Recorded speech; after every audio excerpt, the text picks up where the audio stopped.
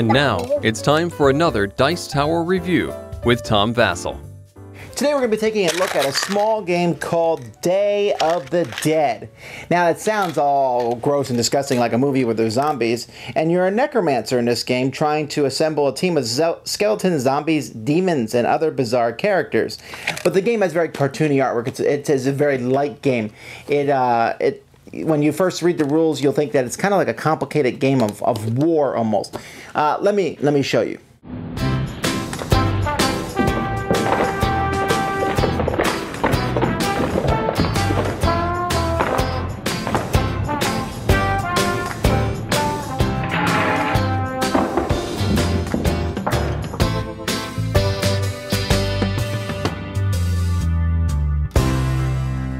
Here's the board for the game, although technically you don't have to get this board with the game. This just shows you where you put all the cards. In the box they have a little scoring strip that in the can. And by the way, once again I like to talk about how stupid cans are for get a box, folks. A box for games. Cans are a bad idea. They don't store well. They're a pain to put cards in because if you put them in incorrectly they can bend and it's just a pain. Okay, but let's take a look at this game. It comes with 3 different decks of cards. We have Unearth, Double, and Power. But all these cards are different spirits that are involved in the game. You're going to draw 3 cards from each deck and have them in your hand. And so you're going to have different spirits that you will have. In the top corner, it shows you what the other side is, so you don't have to keep flipping them over to see. You're going to pick one of those spirits on the first turn to start face down. Your opponent will also pick a spirit that's face down. And then each of you are going to pick a spirit who will be a spirit. You'll place your spirit right here on each side. Now, at the beginning of the round, what we'll do is we'll turn over each card in line and we will compare the power numbers. Now, each spirit has a power number. For example, here, this mimic has a power of 5, while my opponent has a power of 6. Now, each of us is going to take the actions on our cards, and whoever has this token will go first. So I have it. This says copy the effect of your opponent's fighter. And this says at the end of your fight, you may unearth this card, which means basically switch it out. So I can do that if I want to, but either way, then he does his ability, so neither ability really affects his battle, and he wins 6-5, so my guy is essentially knocked out, and he gets 5 points that we keep track of. And if you have multiple fighters, you'll go down the line. Now, your spirit matters quite a bit. Unearth means you can switch one of your fighters out with another one from the top of the deck. Double, if double is your spirit, you will double the special ability of your fighter, and power up gives you a +2 to each of your fighters. Sometimes power up is better, sometimes double up, and sometimes you use Unearth to get whichever you want.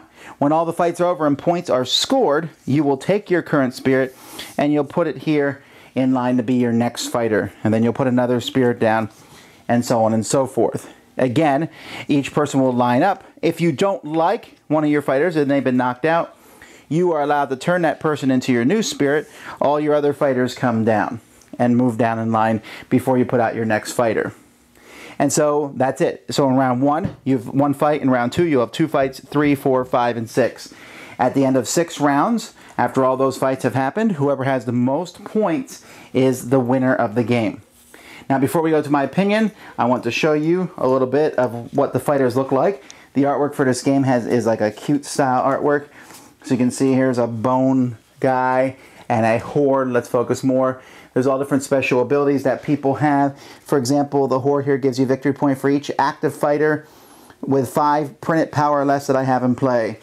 The return, alchemy, the cancel, he affects the next fight in line where no one gets to use special abilities. And so you constantly have these different people that you'll be able to use. Some of them have special powers that you have to look up in the book, but for the most part, everything is pretty straightforward. I've read the rules multiple times. They're not that well written. They seem clear when you look at them, but after a while you're like, what card goes where and why. It could have been a lot clearer, and you're going to run into a lot of things because you can use the power here, you can use your opponent's power, but his power was to use the person next to him's power, which was to use your power. And there's some weird things that can happen occasionally, and I think I explained how to play correctly to you all, I think, from the rules. So we'll go off, hopefully I'm saying what's right. But here's the deal. The game itself is an interesting one because it's essentially a complicated war. We put 2 cards down, flip them over, highest card wins.